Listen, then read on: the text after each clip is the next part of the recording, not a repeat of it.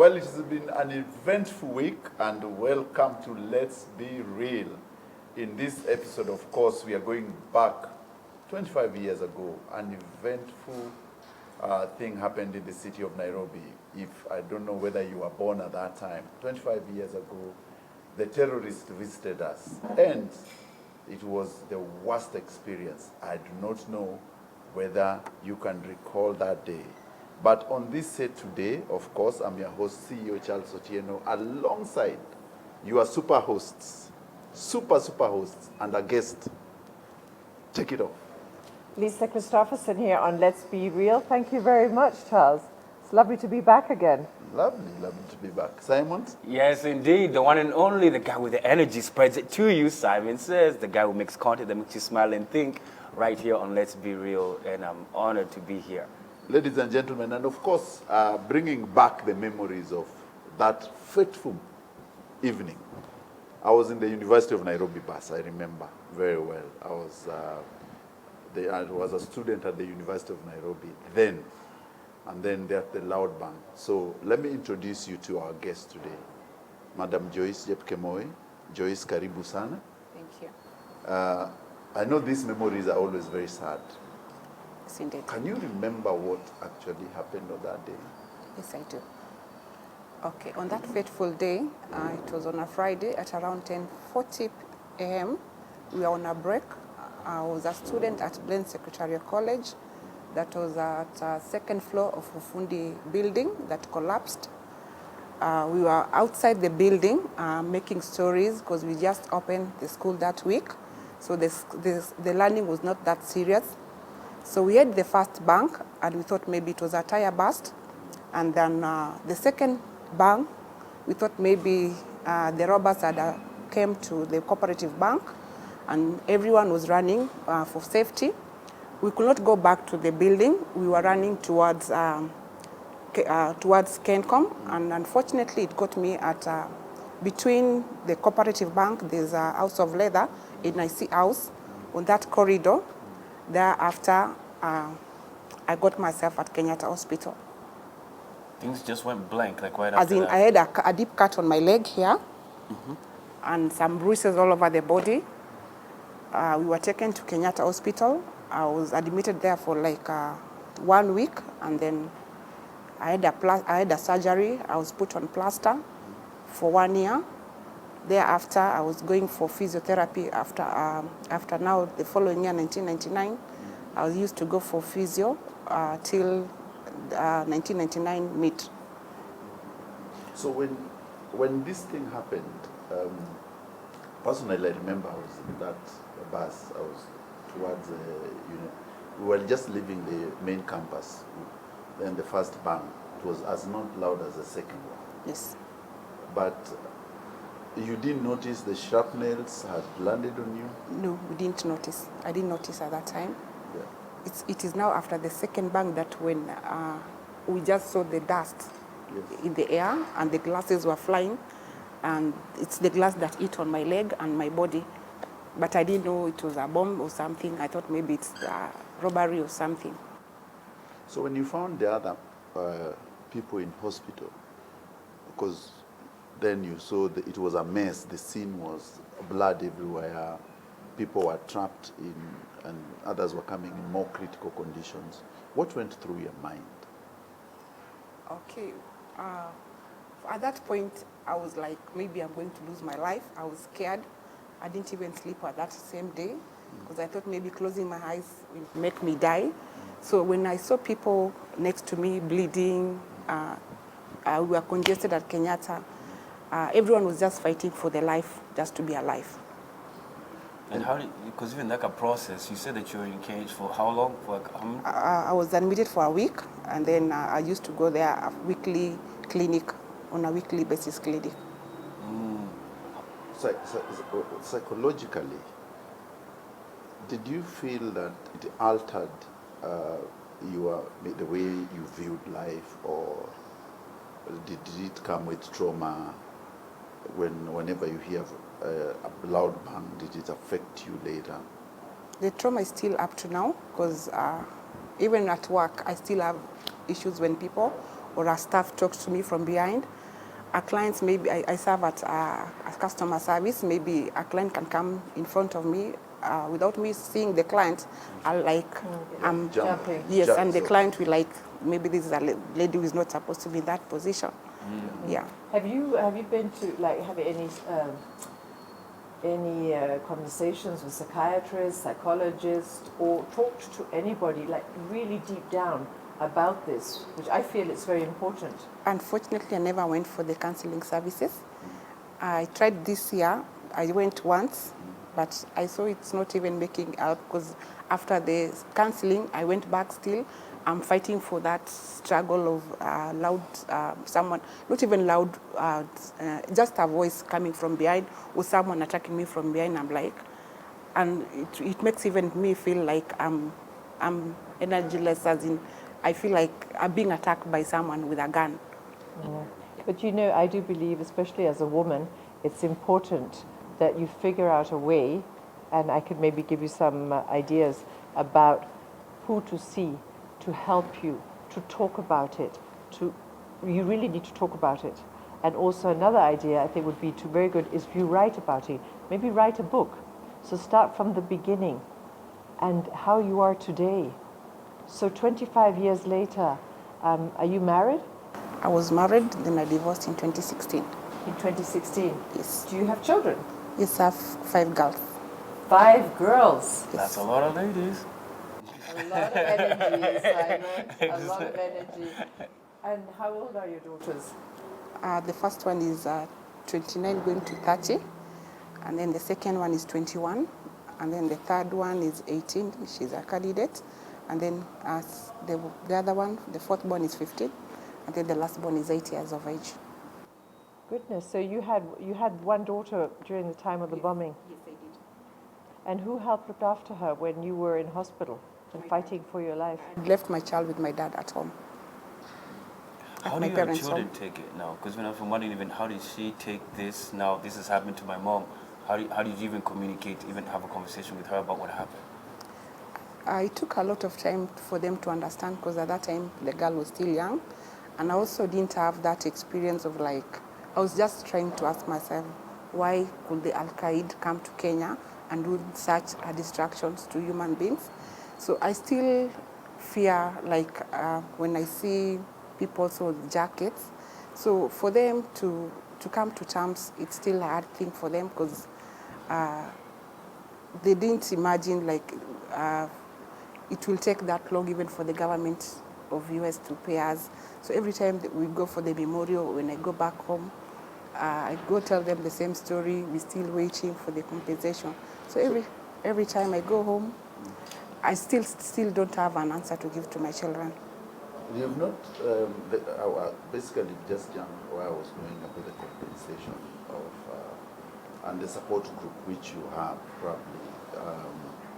There are people I know, they are like, I know Douglas Diallo very well. He lost his sight. Yes. And I know a couple of guys who have been championing the compensation. Did the US government send a bit, even the treatment money? Do you get the treatment money for the first, the treatment money, and then there was a bit of money which was supposed to come as the first batch for compensation, and then they are supposed to evaluate the impact of... Okay, the first time we were given free medical checkups, yes, at even AMREF. Kenyatta, we never used to pay anything. And then the first money that was paid by Njonjo, I think it was through the Well-Wishers. That is the only money we got in 1999. Yes. So you have not received a shilling from the US government at all? Not. But don't you think that you should ask for it? As in, every time we're being told the case is still, we have lawyers from US, Dr. Romano Tasco, Advocate Mussolino's firms, which are still following up the matter at the US. Where did you file the case? Where is the case filed? Is it filed in Washington? That same Washington, D.C. Yes, yes. The year 1999, Advocate Mussolino came to Kenya. We met at Serena. He took our names and our medical reports. And then there were Kenyan firms that are in Kenya where we went and registered our names and gave out our medical reports to. how is this delay like? Because of delay of payments, this constant struggle, and then every year you kind of like remember. How has this had an effect on even on you? Financially, as in, I would have wished to go back to school, but you see now that delayment of going back to school after the injury, I stayed out of school for 2 years. Going back, my parents were like, they were not that financially fit, because I was imagining if I could have studied my school, went to university, because I ended up finishing with blend secretary. I never went back to the university. So I was thinking if they could have compensated us, maybe someone else, or even the orphans could have gotten education, the widowers too, will have gotten help from that compensation. And what is the support, the August 7 Memorial Group? Do you have a proper support unit? Okay, the group we have, yes, they don't support us. We only go for meetings. They call us for meetings. Like from this year, they have a prayer that they gather there on the Memorial Park on every 7th of the month. But generally we go there and pray, hoping for the best that we get justice from the US. Did the people the families of people who lost their loved one in the attack, they are part of this group? Yes, they are part. Have they received any compensation whatsoever? None of our for groups. the loss of life? None of our groups has gotten any compensation. So you just go at the Memorial Park and do the prayers, usual prayers and then we leave. Walk home? Yes. What is it, as much as we want to look at the US government in this, what has the successive Kenyan governments done for this specific group? Remember, this was a Moi government, then the Kibaki government came, Uhuru's government just finished, and now we have William Ruto's government. These are exactly 4 governments in succession. So far, I've not seen any government taking part of the negotiations. Yes. It's only in this year, in the month of June, that we had ad hoc Senate, led by Senator Agnes Kivindu of Machakos, that has a group of committee. They formed a committee that now they are the ones to represent us. I think they'll be going to US in the month of September to follow up on our behalf. The Senate ad hoc committee? Yes. On the health one? It's under, the chairperson is Senator Agnes Kavindu. Okay. Yes, and also we have Caroline Muzoka, who is the international conveyor, who is at the US, and also in Kenya we have our chairman, Mr. Ali Mwadime, who with them, they are following up on our behalf. So you still remember the day of the attack, and you can remember what happened. 10 years later, 20 years, 25 years later, you're still looking for compensation. The government hasn't spoken. The kid, what is your fear now? Because you see, as time goes by, there's that fear inside a human being that, will I ever get my compensation? Will I ever have a closure of this? The fear we have is like now at that time I was a young girl. Yes. I'm aging, and most of the victims also have died without getting their compensation. So we it's 50-50. We just leave it to God. We are not at that 100% that we're going to get the compensation, but we are requesting and pleading to the US Embassy. If they can bring to closure the issue of the compensation, we'll really be grateful. And even when it comes to even the aspect of, you see every year there's a memorial. I just want to know, like, when now the August 7th now draws in close, like even every single year, be it that it's gone 25 years, is the pain still there in the same extreme, or how has it gone with you now, even mentally, even every single year as the years go by? The pain is still there, because once you are there, you find people crying. You also get emotional, people giving their story, you get emotional. And there's that anxiety of you don't know the feedback, how it will be. But there's that you feel like a day before, like on 6th night, you don't even sleep well. You're so anxious, you want the day to come. When people are talking, they're giving on the speeches, you expect maybe someone to say, like, today is the day that you're going to get your compensation, but at the end of the session, you go back home just like that. But I'd like to say something about this as well, that I think, you know, you're blessed to be here. The many that died and don't have a voice. You have that voice. So, you know, I would like to encourage you to use your voice and fight from within, fight for your rights. And don't always depend on other people. You as an individual, fight for yourself. And show your daughters, this is how we do it. You know, we talk about women empowering women. You can stand up and say, guys, we need help. I always believe if we don't ask, we don't get. You know, the U.S. Embassy is here. There is the U.S. Ambassador, Meg Whitman, a lady. She's here, very approachable. Maybe an idea to try and get an audience with her on a one-to-one and saying, I was there 25 years ago. Did you know? And have that deep, honest, transparent conversation with her and ask for help. Here, how many, when you go and meet at Memorial Park, how many are you generally? In the group, we are over 1,000 in the group that we have, our WhatsApp group.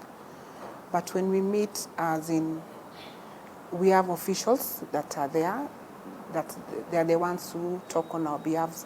As an individual, I don't think I can get that access of going to the embassy unless now I give it a try after now. Maybe you've told me I can talk to our chairman and see on how best we can. My dear, you write a letter. You can just have it delivered to the embassy. You give it to me, I will have it delivered for you, from you yourself. I don't want you to depend on other people. This is great that they're there, but you yourself, you want to have a closure. You're the only person that is going to get that closure if you yourself act. So write that letter.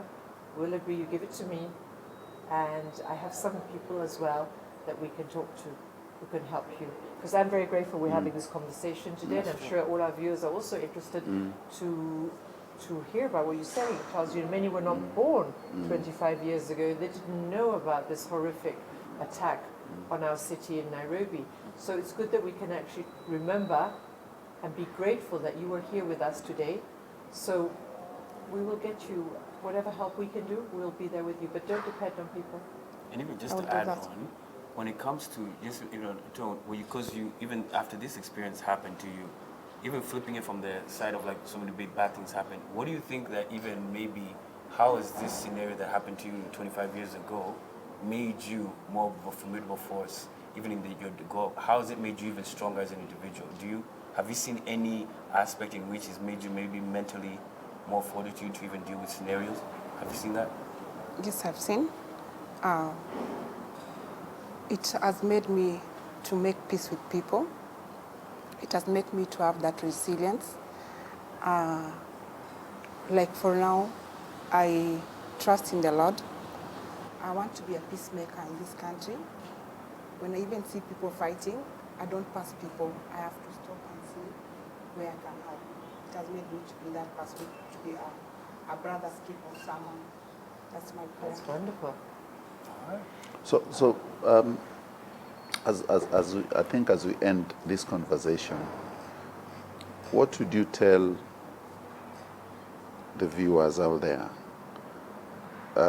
who did not have a chance to know that terrorism is real, people can die in a span of a second, and that you'd always want us to have peace regardless of whatever the situation is in the country?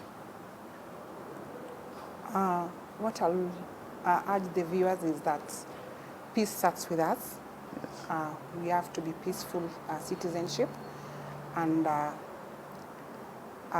we need to spread the word of peace to everyone. Yes. So, of course, when you're talking about peace, also we talk about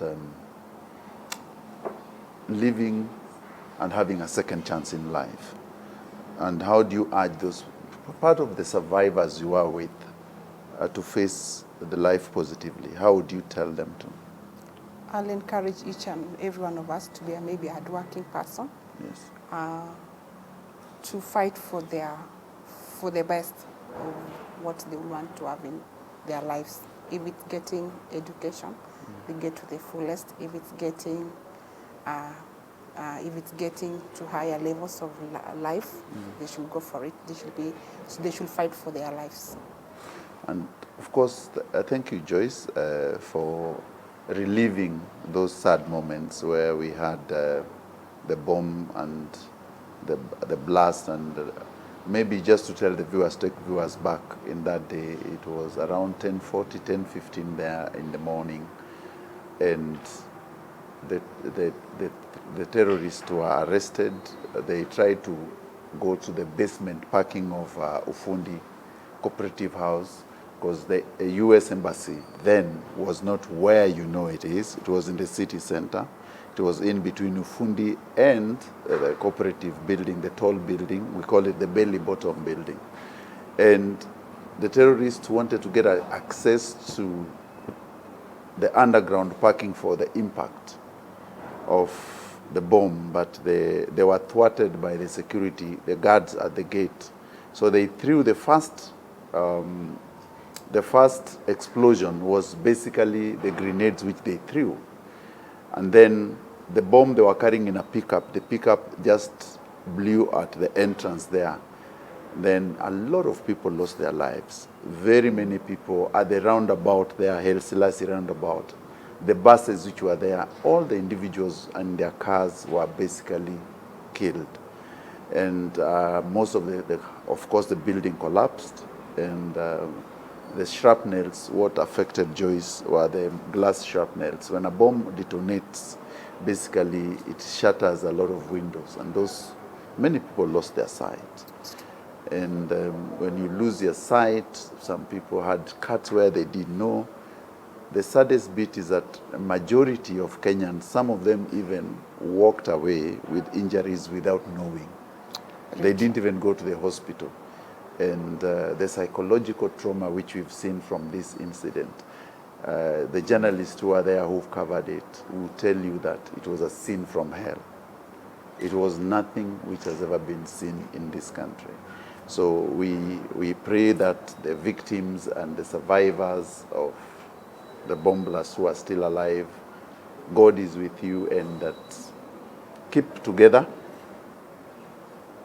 You must have to form a strong bond, visit each other, or communicate and express your fears. I don't know whether you guys have something to say. Yeah, because even when you're saying about that you should keep together, there's even an actual memorial at the Memorial Park, in which Standard Media Group have partnered with them.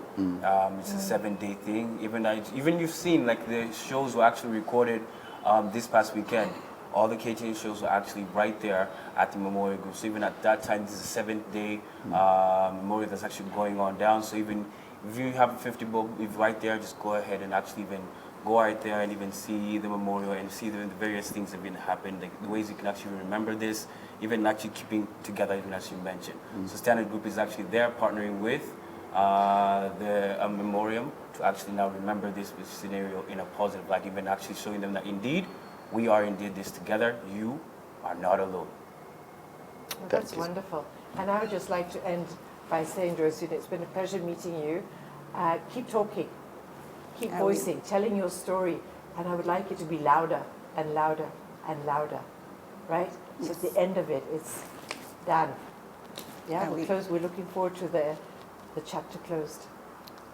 I really appreciate also for the time that you've given me to be here. I'm grateful. Asante sana, Joyce. So are we. Thank you for being here with us.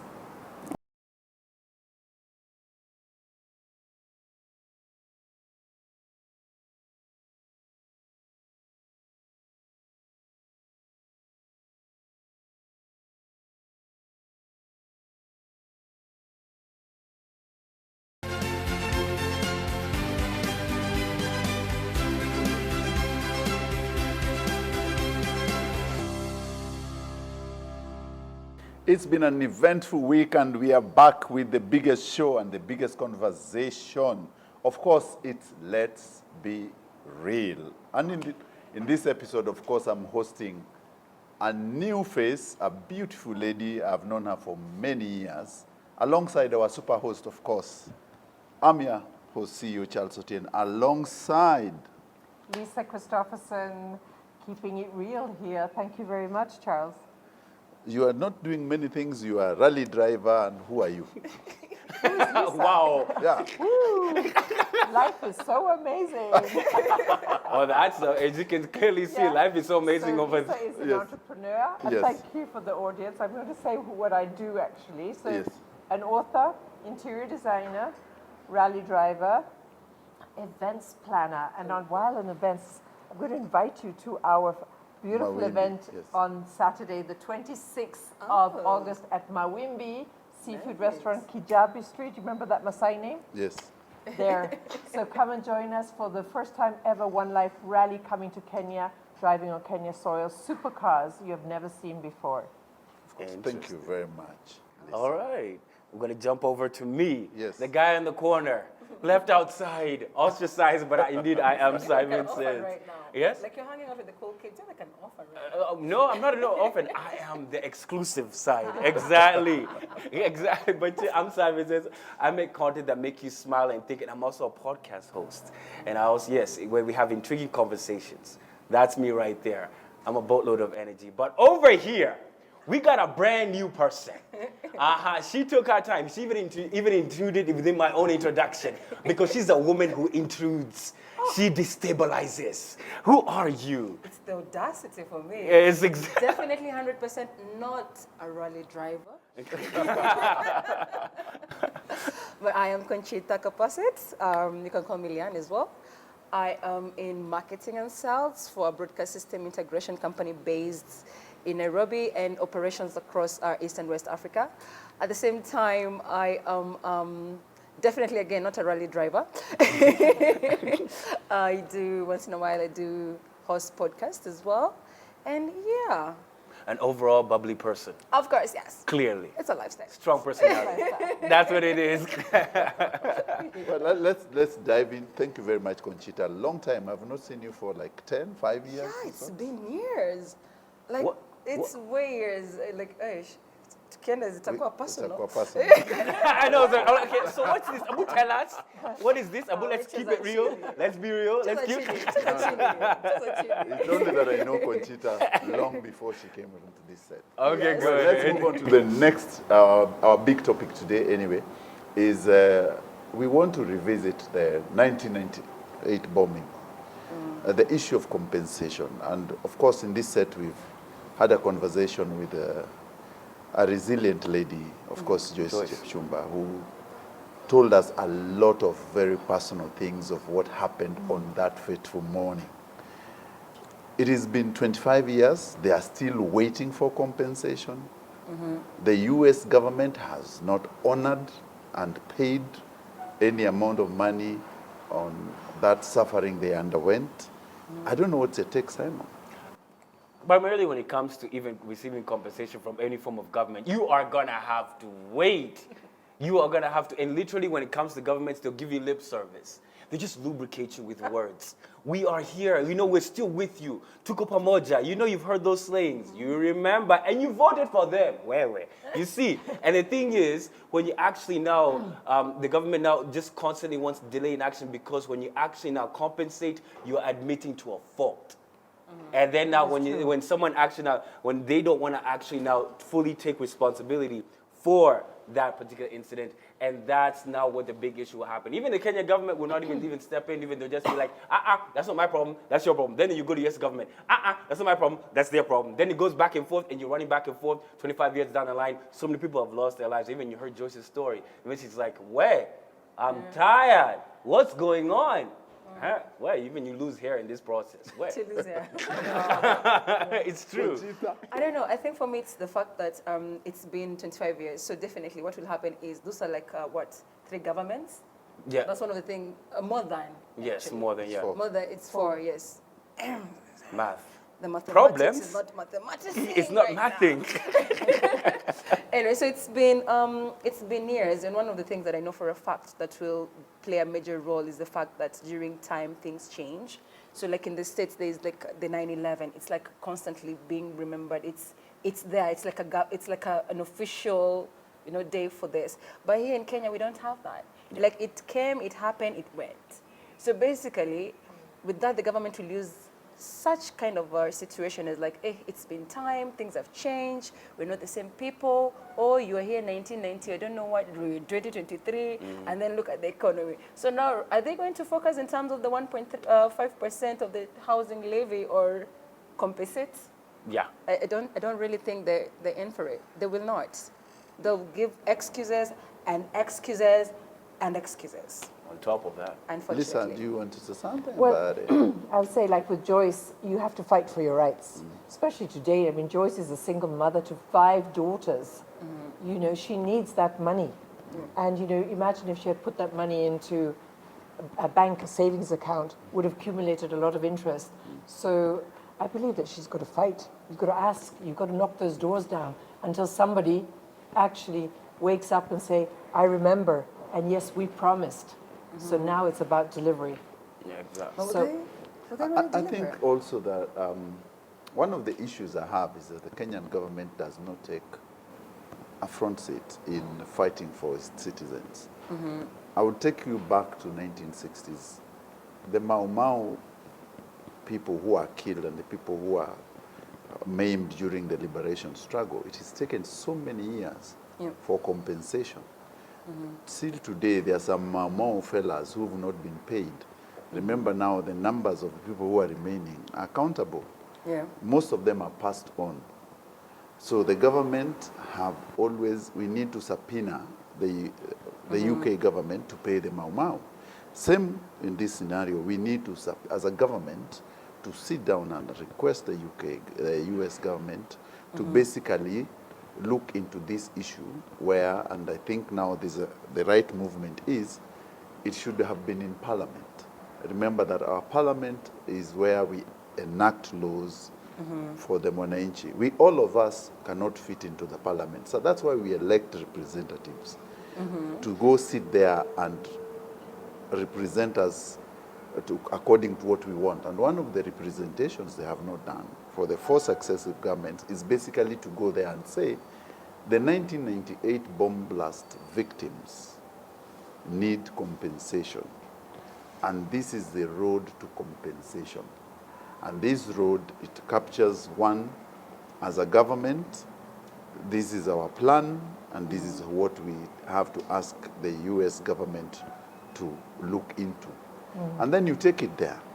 Then secondly, we also need to have our human rights organizations to come together and brought a proper case in a court of law, locally, first of all, so that it is looked in locally and say, in this thing which happened 25 years ago, we lost a lot of lives here.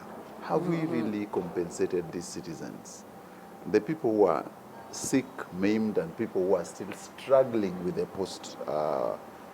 post-traumatic stress disorders, which comes from this bombing, have we really taken care of them mentally, medically, socially, and financially? So we move there, we start locally, and then we take it to Washington, D.C., to the courts, and then we have a proper judgment and proper compensation. It is a process. Yes, No, it is. it is a long process. But do you think also the Kenyan ambassador to America, that maybe he could intervene on that side? Because he's there representing Kenyans. Yes, I think we need the organizations which are in space, with what you're talking about, need to come together and approach the U.S. embassy, because the U.S. embassy represents American interests in Kenya. So they tell them that this is what happened. The bombing was not aimed for Kenyans. The bombing was a U.S. embassy. They were not looking to bomb Kenya. They wanted to. Yes. The Americans. But if you look at it from a different perspective, though, when it comes to the human rights right now, I don't think the biggest concern will be about what happened in 1998. Because right now, most of the rights that the Americans are fighting for 100% is the LGBTQ community. So if you start telling them that, this thing happened in the 1990-something, you have to compensate them, the focus is not there. Then they're thinking right now, and then look at the legality and the framework. So, like you said, the Momo people, they're only like quite a handful, can be able to count them. What happens to them? Like, it's more of like, it's like they're waiting on you to also like perish for this. In Swahili, we say, wanakanyagia story. Momentum Because- to reduce, yes. yes. The momentum, and already it's been 25 years. I am looking forward to an organization that can be able to pick this up and just see where it goes. But I really don't have hopes. Because That's even, fair to say. even just to even add on, reparations is another big thing that Black Americans have been fighting for. If we're not saying reparations for like what happened to the sense of slavery, redlining, Jim Crow laws, that's now U.S.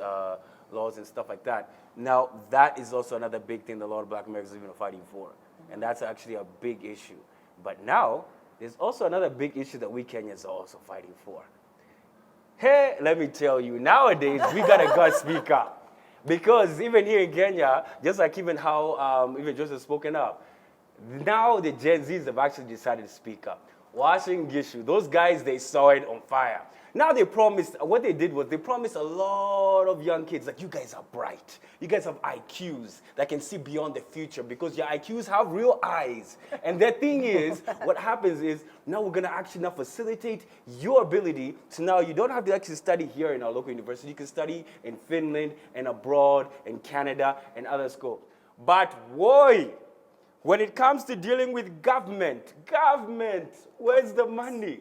Well, they brought out the money. The guys were like, okay, listen, we're going to pull this money together. We're going to make sure that my child goes there. So let me sell my what? My cow.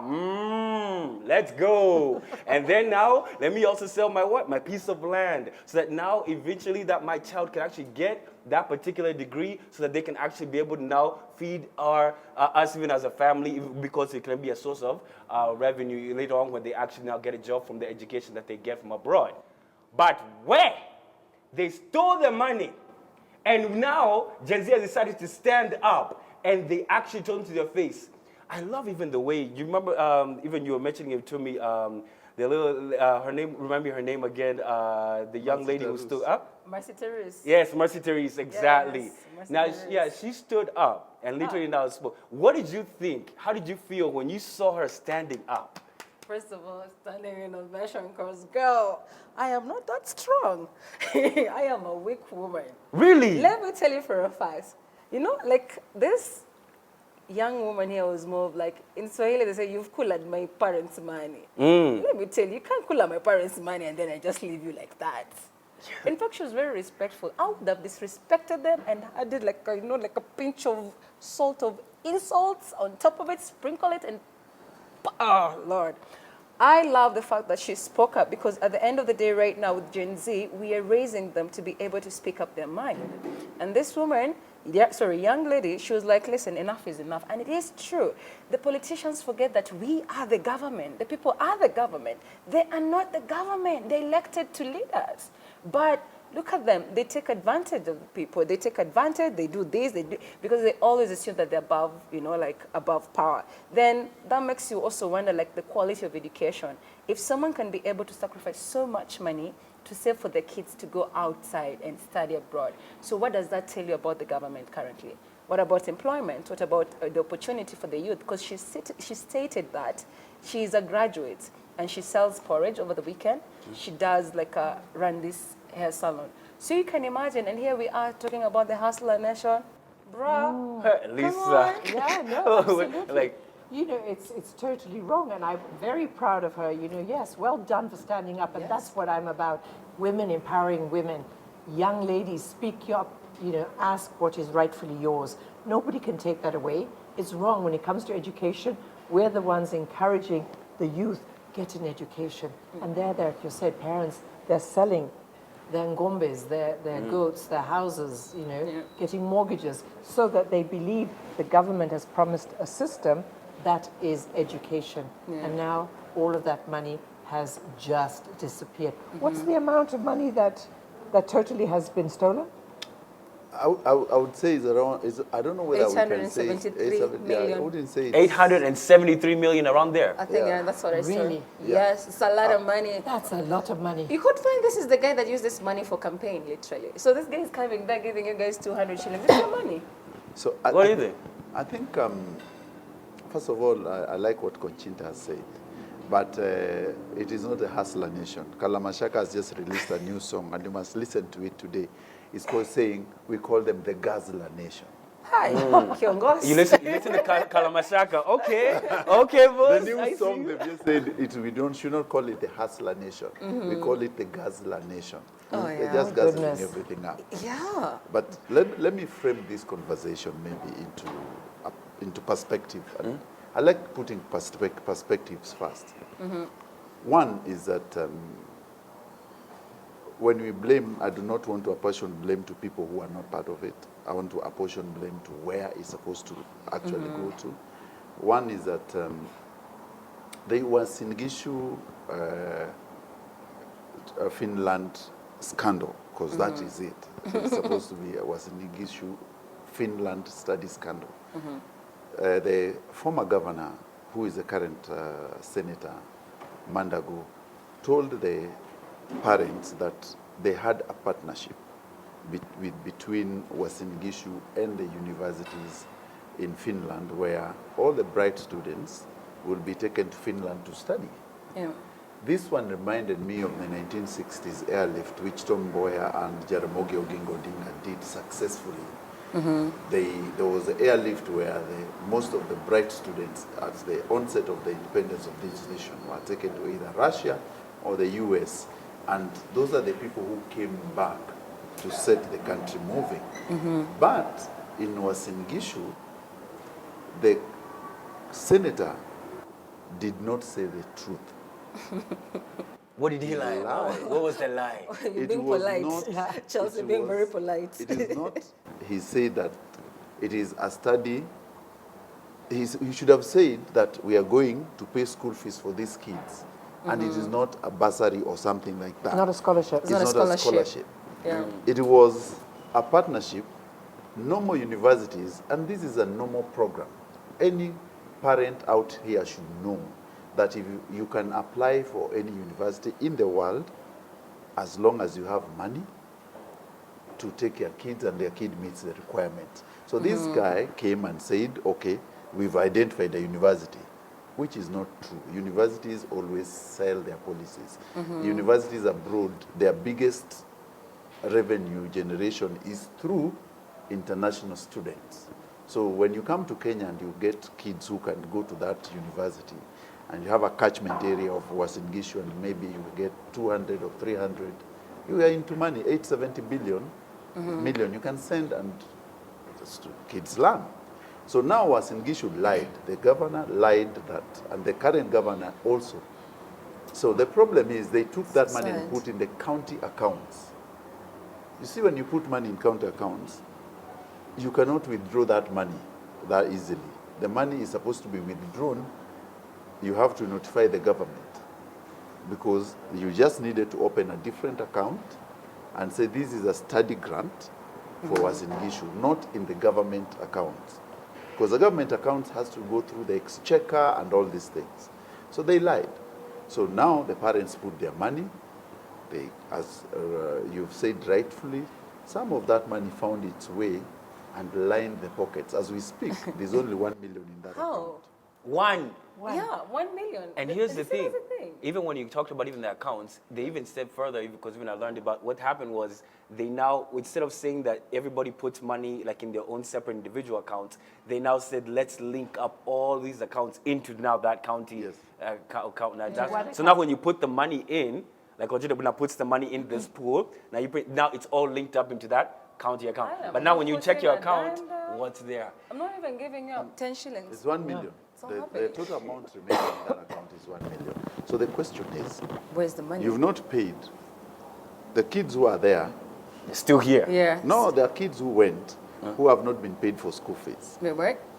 So they can't come back. They cannot come back. They risk deportation.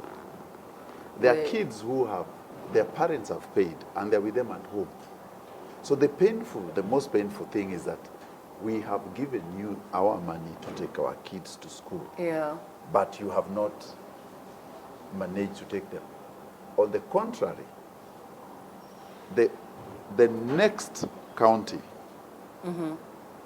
which is Elgeyo Marakwet, under the ex-governor, Alex Tolgos, fantastically did this thing without scandal. So my question is, these are two governors. Alex Tolgos, Elgeyo Marakwet, has the same program. All the kids from Elgeyo Marakwet have gone to the university, and there's no scandal. That's wonderful. You see, like, that's the difference between a leader and an arrogant man. Then you come to Uasin Gishu. This case unfolds like this.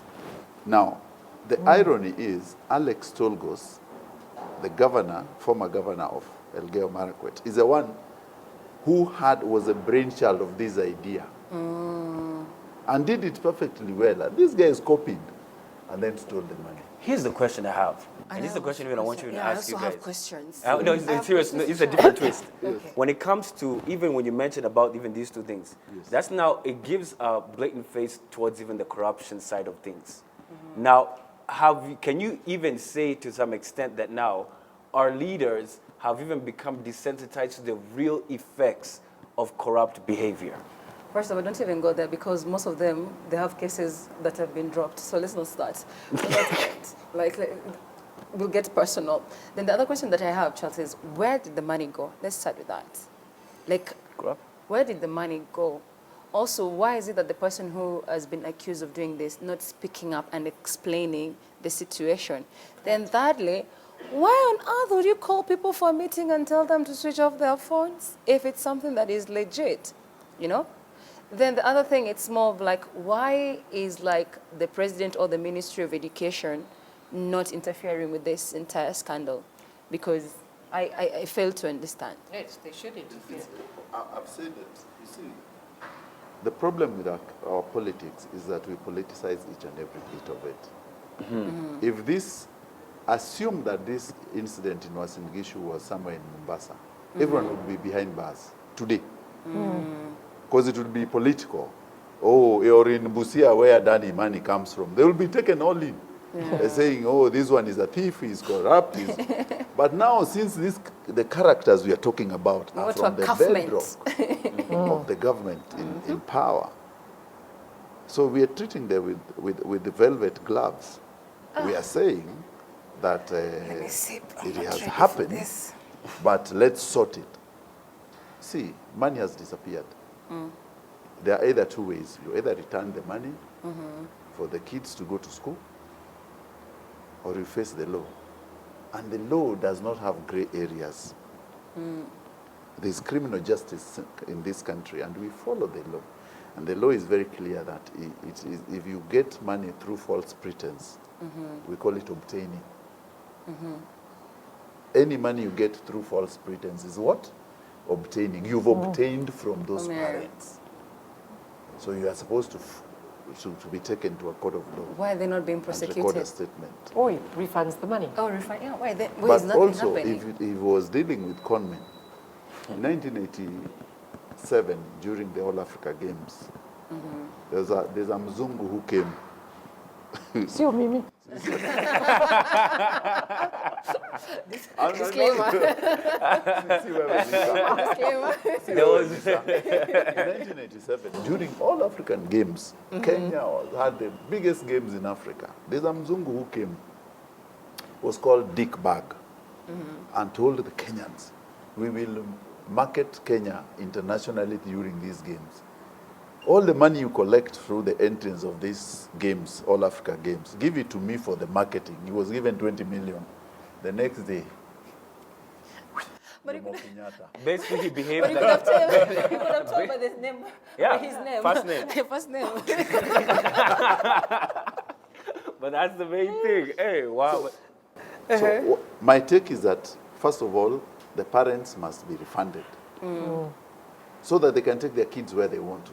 Yeah. Number two, because currently speaking, around the Rift Valley, there's an awakening happening. Yes. A serious awakening. I can tell you, if you go to Rift Valley today, North Rift specifically, every family is trying to send one or two kids out there to study. Exactly. It's in North Rift, every family has you might find yourself in 10 Harambee groups of trying to send these kids to Australia to study. Most of them are going to Canada or Australia for further studies. So very soon we'll have a proper brain drain in that area because we do not have people who are studying locally there anymore. That's true. Which is really amazing. I just like the fact that the generation is woke. I like the fact that they speak up their mind. I like the fact that at least now people are speaking against corrupt leaders. I just wish at least the courts or something will happen. Just one example. But also, I think, we've also got to remember what the young lady was saying. She was asking the question to the senator, do you know what depression is? What is the dawa for depression? And, this is what happens to the society there is they're stressed, they get anxiety, you go into a mental state, which is depression. And mental illness is a big... It's a big thing. It's a big thing here, and Kenyans always think it's taboo. Yeah, we have to talk about it, and that's also a very sad case, and that's combined with this scenario of theft.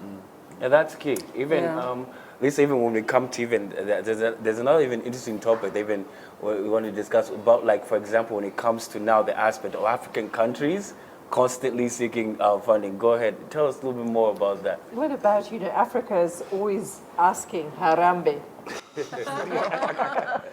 Lisa, as a personal.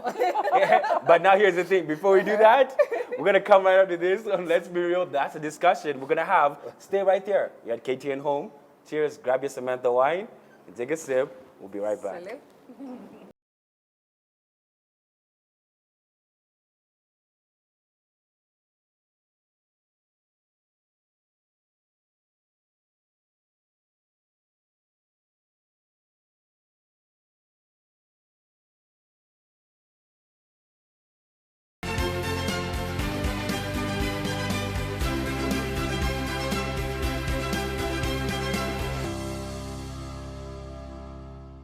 Welcome back to Let's Be Real. So before this, Lisa was being a little bit of like to the court to men as a personal, but we were talking in terms of Harambe and funding. Lisa? So we're talking, they've just recently been this case in Uganda where the World Bank denied the Ugandans, Museveni, to be given all of this money because of certain things. And the human rights stepped in and said, no, we don't agree on this.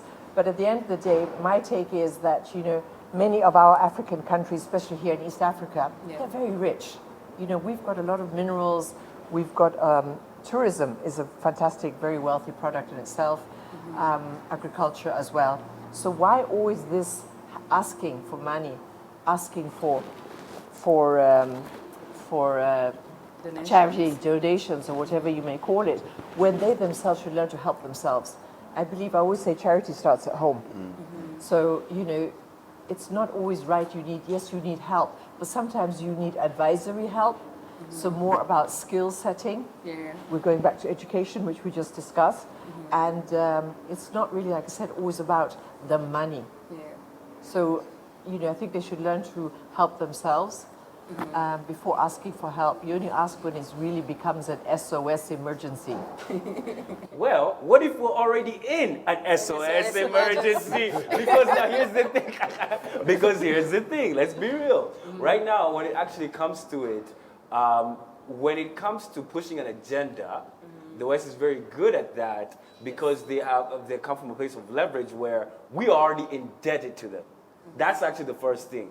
When you're indebted to someone, you are prone to now having less leverage when it comes to some things. When you come on the table, you're coming on the table like this. And I have to tell you, okay, before I put something on the air, please give me this finger and make sure you put this finger this way. Certain narratives have to be pushed. Now, for example, you know what Museveni did? That law that actually passed, that comes with consequences. The consequences will be, oh yeah, that funding that you wanted to facilitate this part of your government, we're having a little bit of hard time finding them now. But we could have, and because you did this thing that's against our morals and principles. That's one principle thing that even now leveraging when it comes to now African countries looking for funding. Don't necessarily look for funding from one source.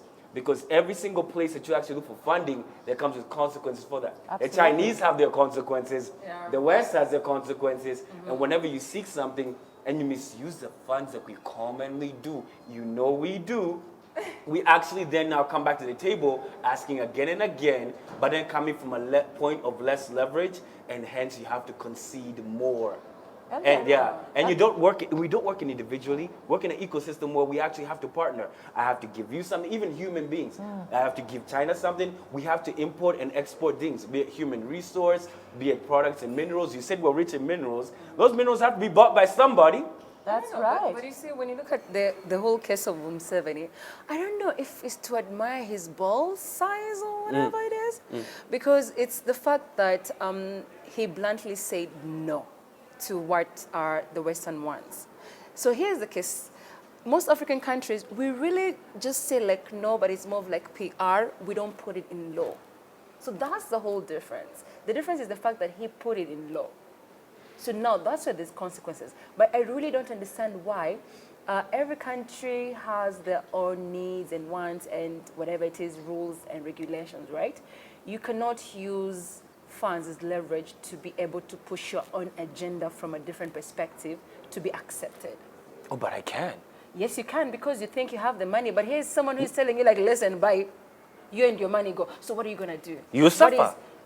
How sure you they're going to suffer? Like Lisa said, maybe right now they will start, listen, look at it from a different perspective. Maybe right now they will start like being more proactive in what they do. They'll start producing their own things. What is required to be exported, they'll start doing their own thing. Sometimes when you're pushed in a corner and you don't have any backup, you start looking for ways to survive. So there's that option as well. As much as the other option whereby as Africans, yes, we rely solemnly on these funds because we're not capable of like, you know, I don't know, how let's say, sustaining a lot of things. Yes, we do rely on these donations and all that, but look at it from a different perspective. As much as they have their own personal issues, this could be a good thing for them because it may push them to start doing things that they did not think they're capable of doing. Absolutely. You know, learning that independence. Again, you want to be independent, maybe there's no need to ask.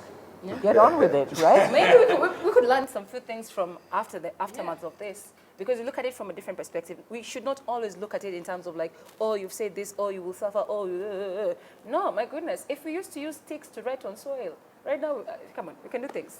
Exactly. What do you think? Because what do you think about all this borrowing and everything? Because, hey. You see, first of all, I'd say LGBTQ for me is always an issue. Yes. To me. Always a Personally, non-issue. It's a non-issue. From cultural standing where I come from, it is an alien thing to us. So I treat it, if you want to practice it, please don't involve me.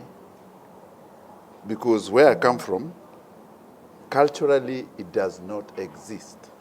And I'll take you to the Bible. You know me, I like taking these things far. Sour pasta.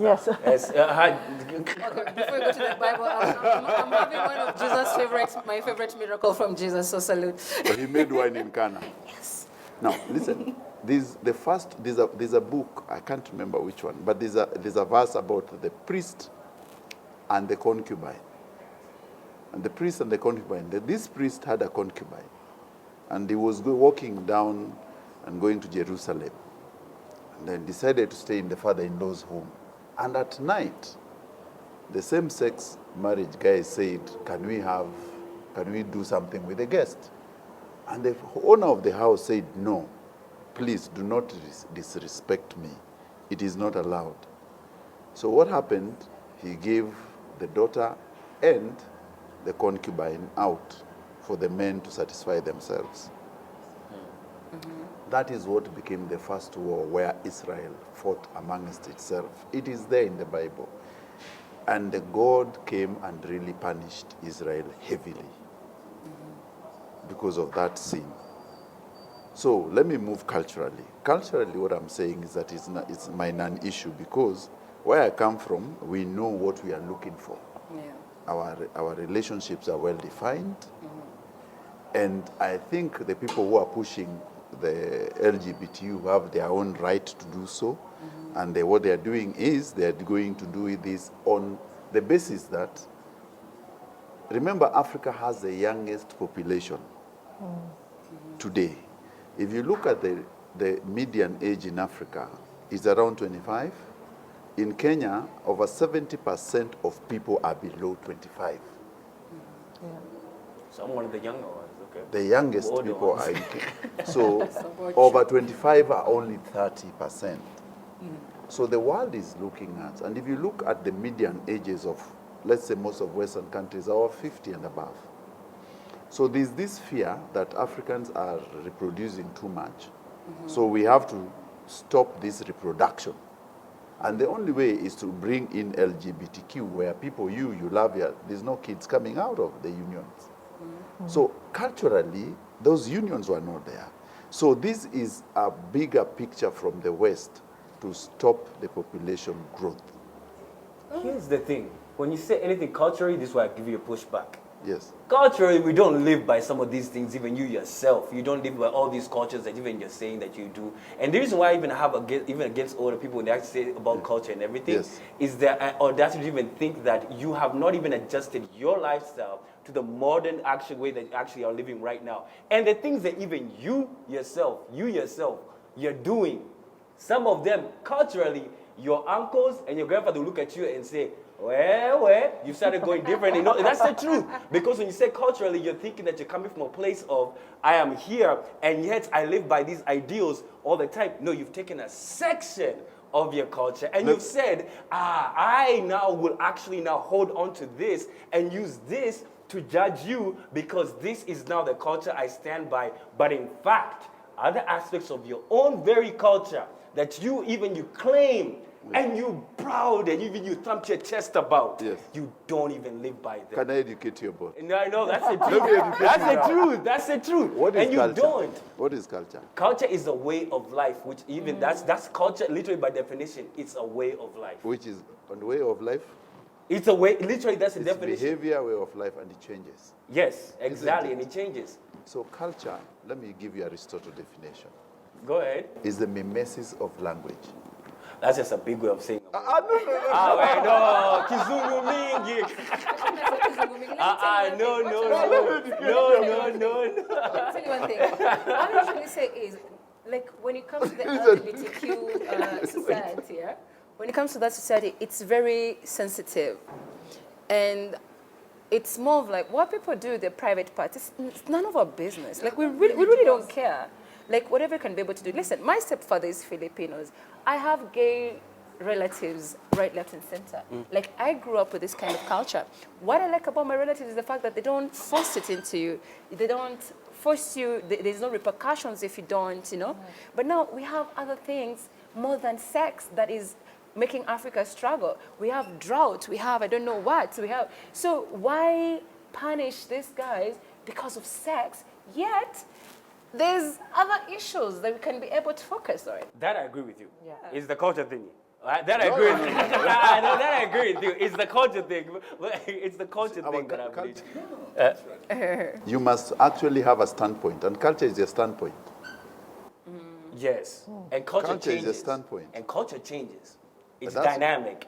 Of course. And that causes you to adjust. I feel like Yeah, you but said you know- that needs a No. culture, but yeah, I just was like, No, but I also feel that you know exactly what you say culturally. It's not accepted, okay? It's acceptable. But we don't need to know about it. Like you say, If you you know, want to do it, we do it. don't want to know about it. You know, don't talk business. about it. If Yes. you do it, just nyamaza, tafadhali. Yeah, leave you us know. alone. Who are And straight. just be, yeah.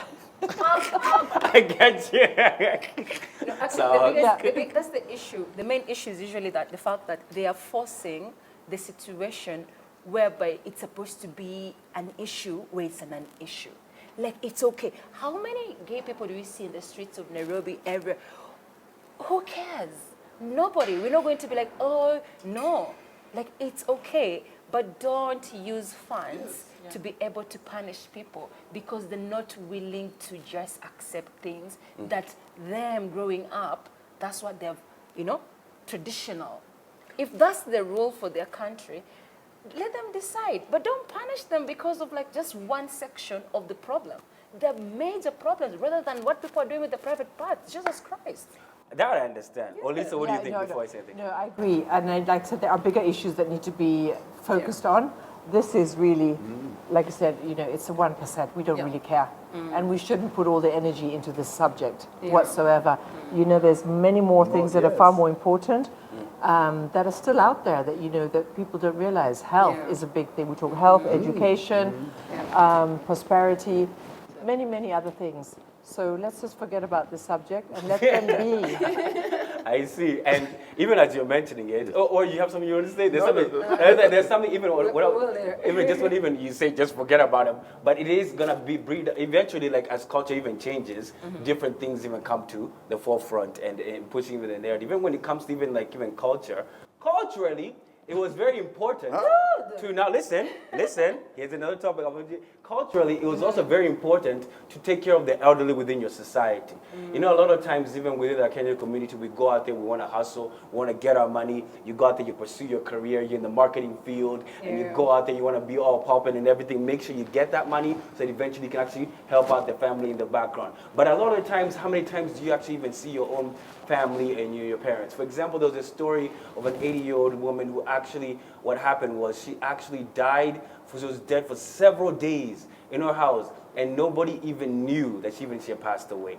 And nobody even knew that, even though what happened was, even the son was a pilot, and he had even just, it was a stipend. He knew immediately every single month I would send this amount of money to mom, and I would just automatically, bam, clocks in, straight to mama. Clocks in, straight to mama. Boy, not to the father. Guy, you know fathers, you know now, well, anyway. So anyways, but the money constantly goes. So this had gone on for a while, and then it actually now, it took a long time for people to actually realize, yo, your mom is no more. You've been sending money to a bank account that's actually someone who's actually passed away.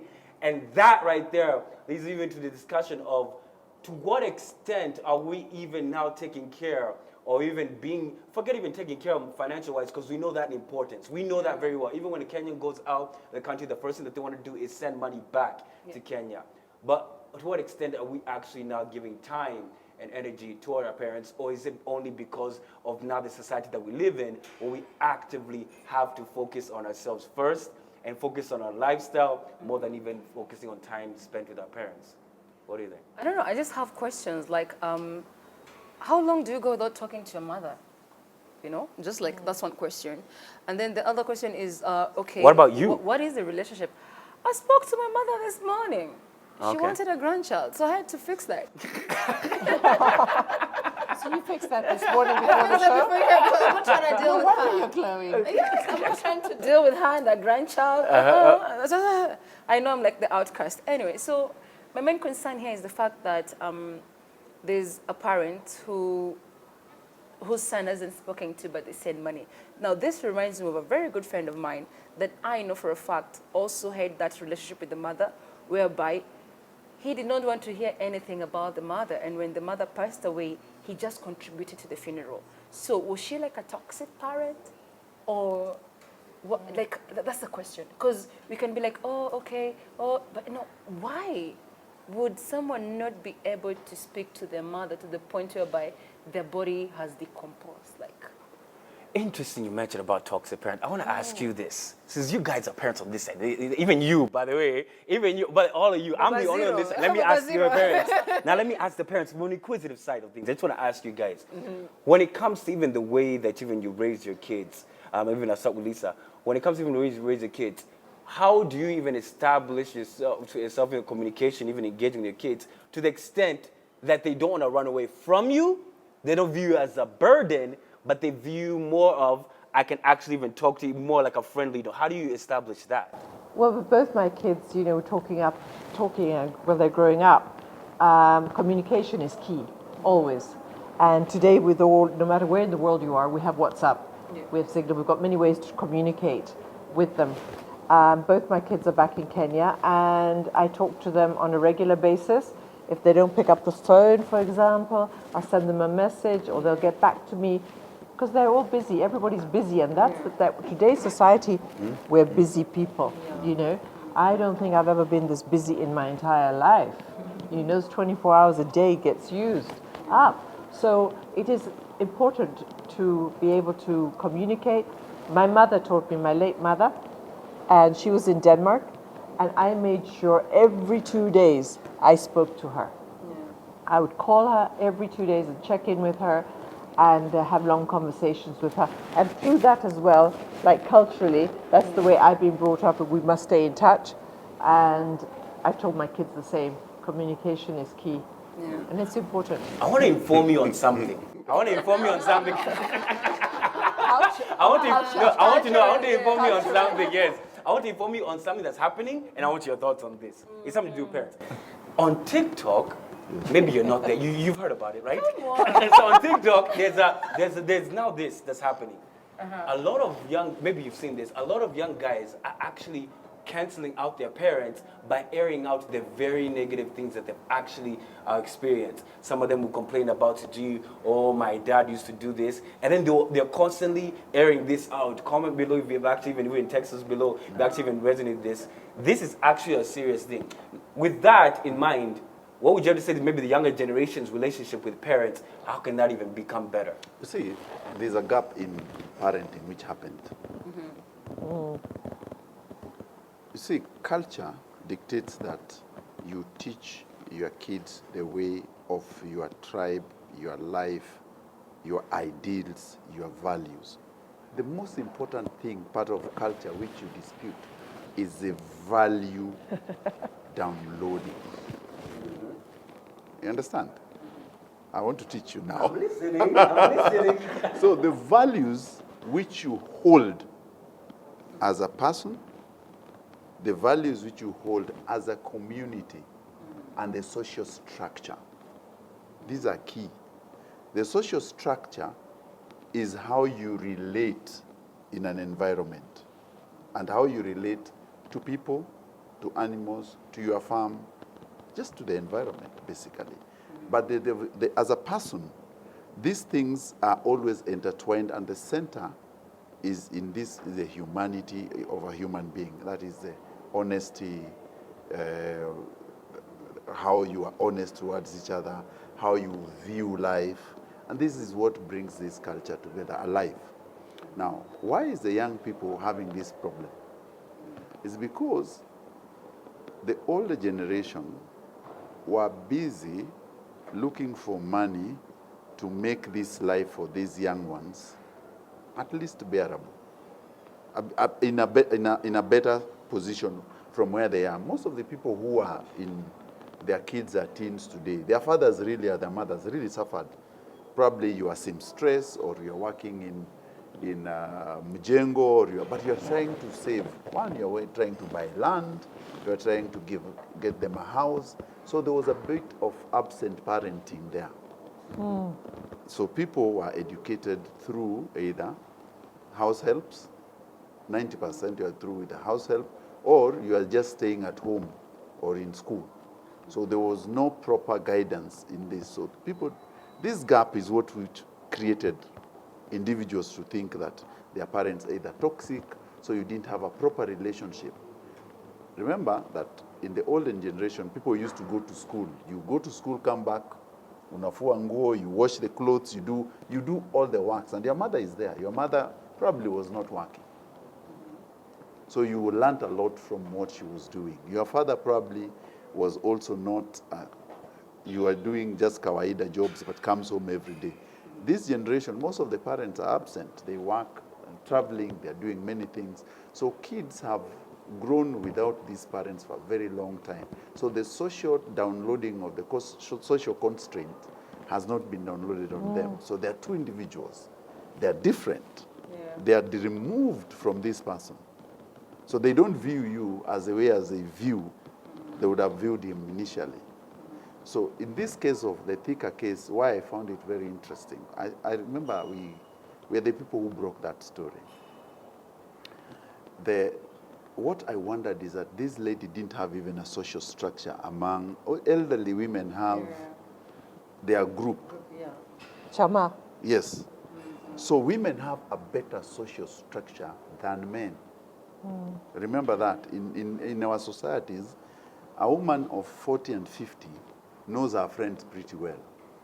A man of 30, 40, and 50, the friends are drinking friends. Or other things.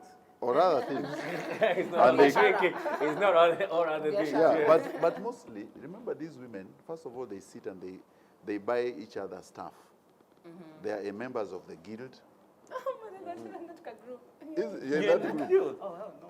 Did I say that out loud? So they are members of guild. They wear the blue uniform, isn't it? So the women have a very good social structure. So for me, I think that there was something amiss in the whole of this relationship. Yes. Sounds like it. Sounds like it.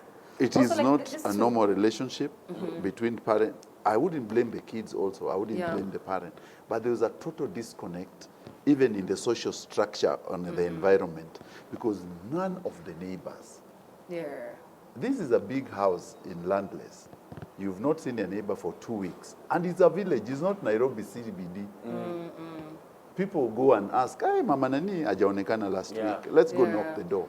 Or the person neighbor, the Nyumba Kumi guy would have said, this house, no one has gotten out of it for a week. Let's go to the Check it police and check it out. So it shows that the social structure of that, the person herself had a problem.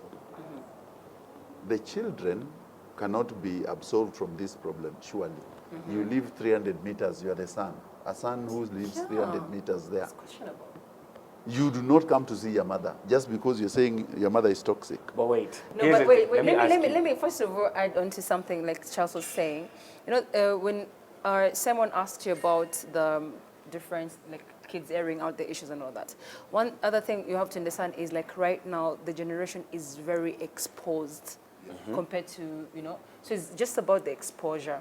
So when this new generation that is talking about, you know, this and this, talking about the toxicity in the family, it is actually, it's because they have seen it and because of the exposure and the way they're being taught life. It's not like how we're taught. Us we're taught to keep quiet. We're taught to vumilia. Then they're not taught to vumilia. They're taught to speak their mind. That's why when Marcy Teresa is out here speaking, you're like, yes, speak your mind. So the exposure that the current generation has is not like ours. They have free internet. They see how people are. So there's a lot of mixture, TikToks and all that. So they're able to tell the difference. Like, you know, whatever my parent is doing is not correct.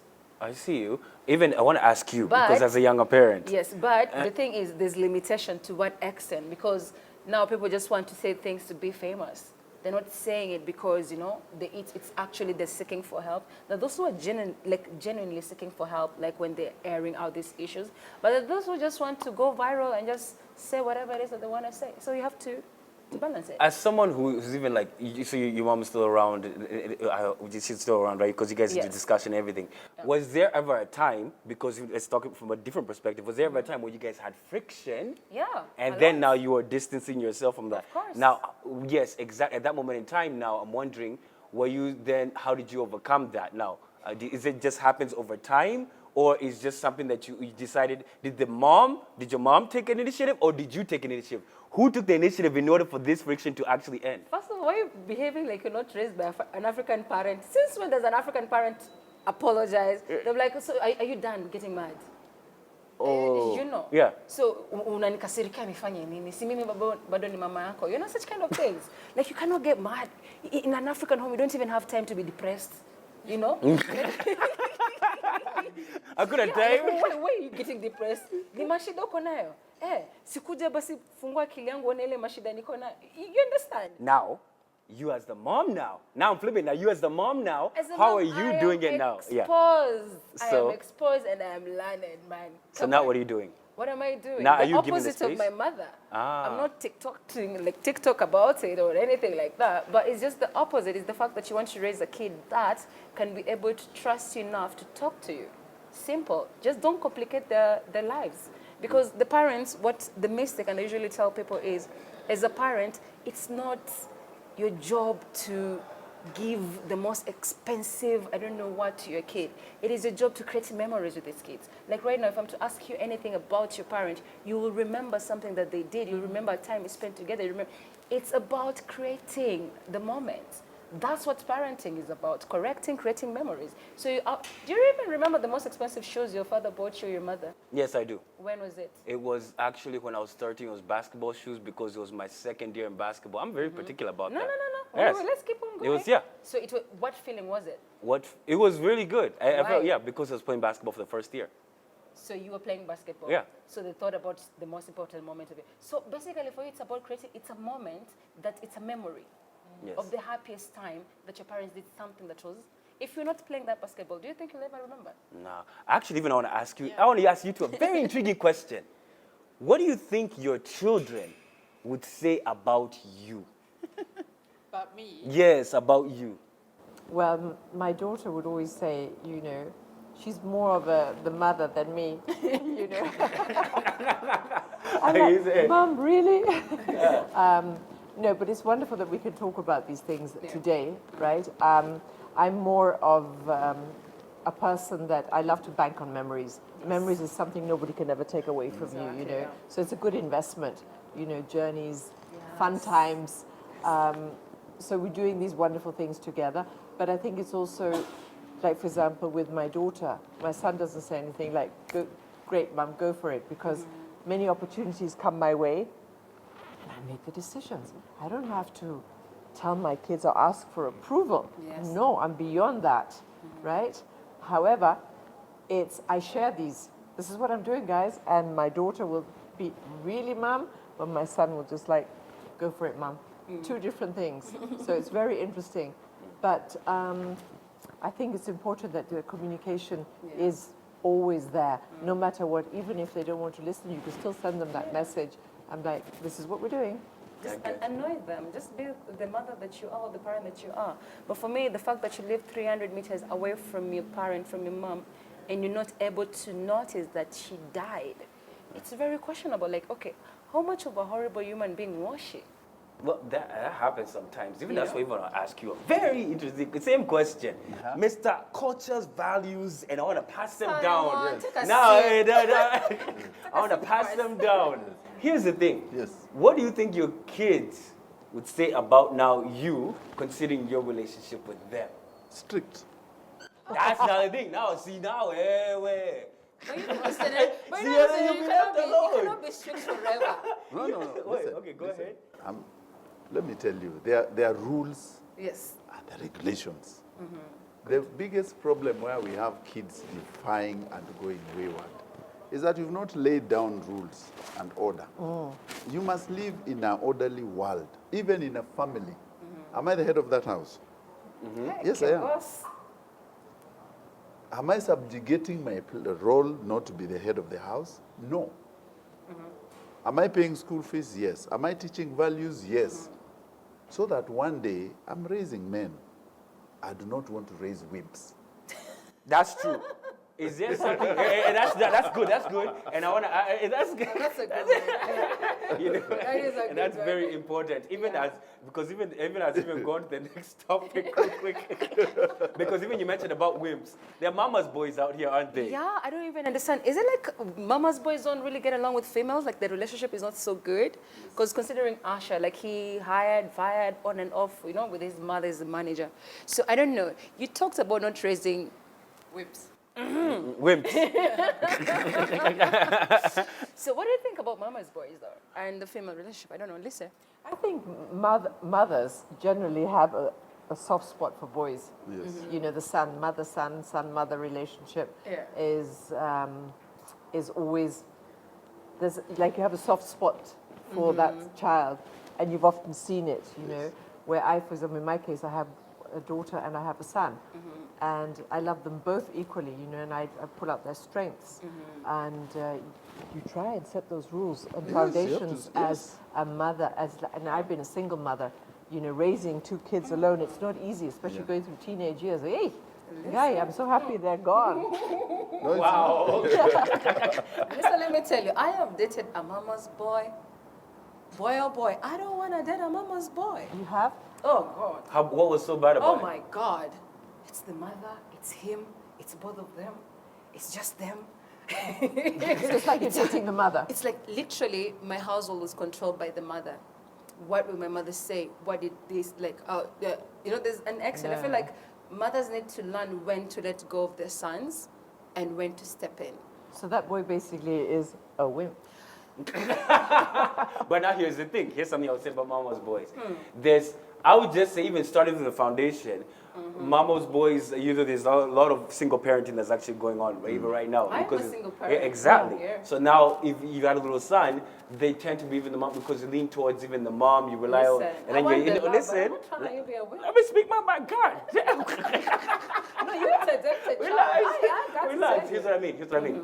What second was the main thing was it comes to our mama's boys. First of all, they just breastfed well. That's the first thing. And then now they just matured into now connecting deeper with now their mom, and the sense that they may even be more leaning towards even their feeling side of things, but they lack that foundation of being firm and leadership that now maybe he instills with that strictness that even a fatherly figure would actually have around them. And now standing on your own, be able not to only lead within your family sector, but also being a leader within the society. Now, and also leadership may not always be in the direction that maybe your fathers and the other generation may want to be able to even stand up even to the older generation, actually tell them, hey, listen, this is my direction. Please respect it. And this is the way I want to drive things. Thank you for what you have actually even taught me, and be able to stand your ground on what you actually believe. Well, somewhere. Well, what do you think? No, I just want to know, what do you think on that sort of thing? You see, one of the things which has happened is that why do people become mama's boys? It's because of a lack of Further figure. father figure. Yeah, Number father two, figure. detachment. There's a certain age when a kid reaches a certain, if you're a man, in the village, you're always, if you're seen in the kitchen, unapigwa kiboko. You know, there's a say, you are seen with your sisters, they say, you, why are you following your sisters? You're supposed to be with men men. who can Yeah. cook. Yeah, absolutely. They will learn to cook later, but at a certain age in their lives, they are supposed to be detached. That's why they go for initiation and they're put in a separate place, circumcision, to teach them to become men. Now, in this setup, you'll find that even in those social structures, we have decided that we will not take our kids into that social structure. Where at certain age, you are 12, you're supposed to go for circumcision, you're supposed to be with the new initiates to be taken to an area to be taught how men behave, how men are supposed to treat women. So you have been taken by your mother and you're just following what your mother is saying. Yes. That's why we have, as a man, you must be very strict with your boys. Otherwise, the boy will not take the values you want to instill. Remember, there are things which they will be thankful to you later. One is how you treat women, Yeah. how you talk to women, how do you provide. These things is a man who can teach the young boy. Also, because the mother will just say, Daddy, you've done so well. Oh, thank you, you're doing so well. Yeah. Then this kid will go back and say, the mothers are prone to be giving a lot of positive feedback. Of Affirmation. course. And to us fathers, we rarely give. Criticize. We rarely. I give you, but I take it also. Because I do not want you after 10 of when you reach 18, you're still looking at your mother to cook for you. Or your mother to wash your clothes. Is she your wife? So go get yours. It's true. Yeah. Well, You go get yours. well, just to add We have been, at 18, I always say, I tell, if my son reaches 18, we do not come a father and son, we become village mates. Yeah, we are village mates. You can have your home, I can have mine. Also, like just to add on to Charles and what you said before, like every man's first love is their mother, and every woman's first love is their father. But as you mentioned about like being a single parent and all that, I feel like we tend to forget, like when you're a single parent, you know, I usually tell people I'm not a man. I can't teach my daughter how to be loved by her father. And for me, I opt for her to spend more time with her dad, so that in case she's heartbroken somewhere, she would have learned it from her father. Like this is, you know, there's so much I can be able to give, but there's some aspects in life I can't do that. I can't contribute to that. No. And that's when it reaches a point whereby women also have to understand that, you know, like when it comes to either single parent, co-parenting, divorce, or whatever it is, there's need for like a father figure, be it a brother, an uncle, someone. So it is important, or a godfather, it is important for them to experience that. Like you have to let go at some point as a parent, to just let them explore, and then you come in, you know, to just like, oh my God, I'm so sorry. You know, such kind of a situation. So they need to learn on their own. Yeah, even because even you mentioned there's a little pandemic of where you get the soft boys There's a soft boy era that's going on right now, and that is actually the case. Even you're disgusted, but you're like, ah. Right. Even I can see the disgust. Girl era. Like, boys have war. They're there. At the end of the day, we need men who can take care of their women, Yeah. who can take care of their families. We need a generation to continue.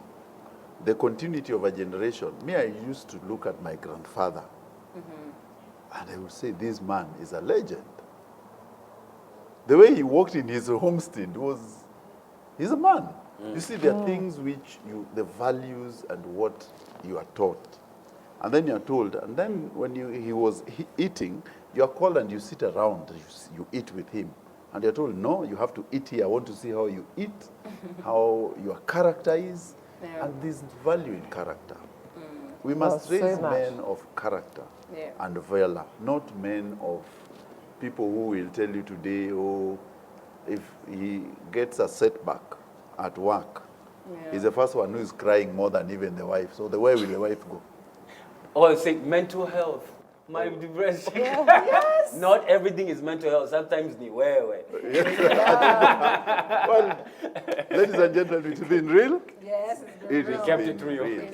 Kept it real. And you must learn your culture, my friend. Yes, and at the same time, understand that culture is dynamic, my friend.